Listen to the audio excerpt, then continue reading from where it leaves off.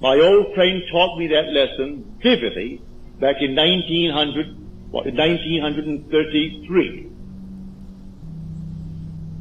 There was a deep depression in this land. Many of you are too young to remember it, but I am almost now 67. I went through the deep depression back in New York City. I was a dancer, and who would pay a dancer when they couldn't eat? All the theaters were closed. I don't think more than 3 theaters out of 50 were open in Times Square. So who wanted the dancer? I would have danced for anything, for a meal, and no one wanted to pay a dancer. So what would I do? I wanted to go to my little island called Barbados, and I had no money, but when I said no money, I mean no money. Not just a little bit, but none.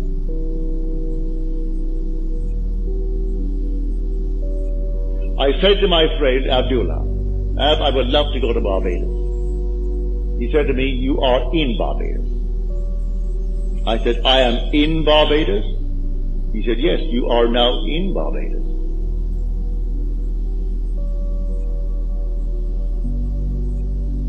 I didn't quite understand what he was telling me. I learned it afterwards.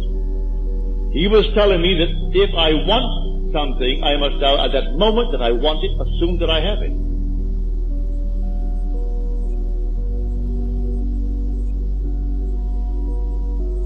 I want to go to Barbados. I am in Barbados. So this night when I sleep in Barbados.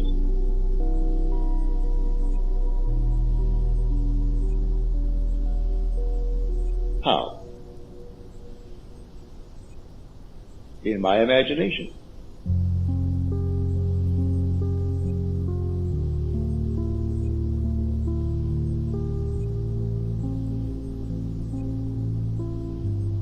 And how do I know I'm there?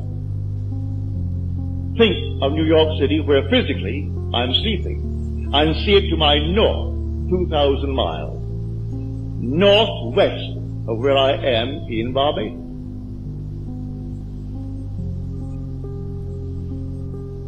Well, the months went by, and I didn't see any evidence. I said to him, you know, Ab, if I don't make the next boat out, well, no planes were flying, no commercial planes were flying in those days, I can't go to Barbados. He said to me, who said you are going to Barbados? You are in Barbados.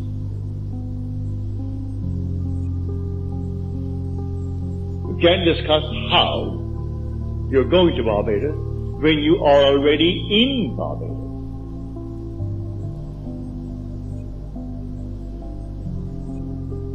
Then he walked straight to his room and slammed the door in my face, which was not an invitation to follow him. If you knew him, that's how he taught me.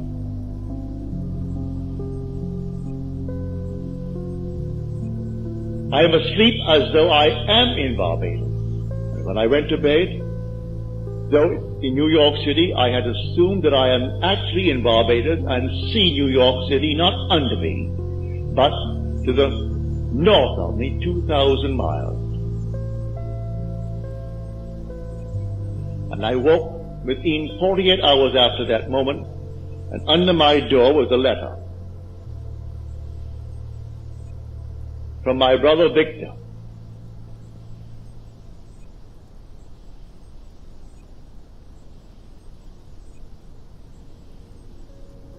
And in that letter, he enclosed a small little draft, $50, that I have told the steamship company, the Furnace Riddy Company, to issue you a ticket and charge it to me.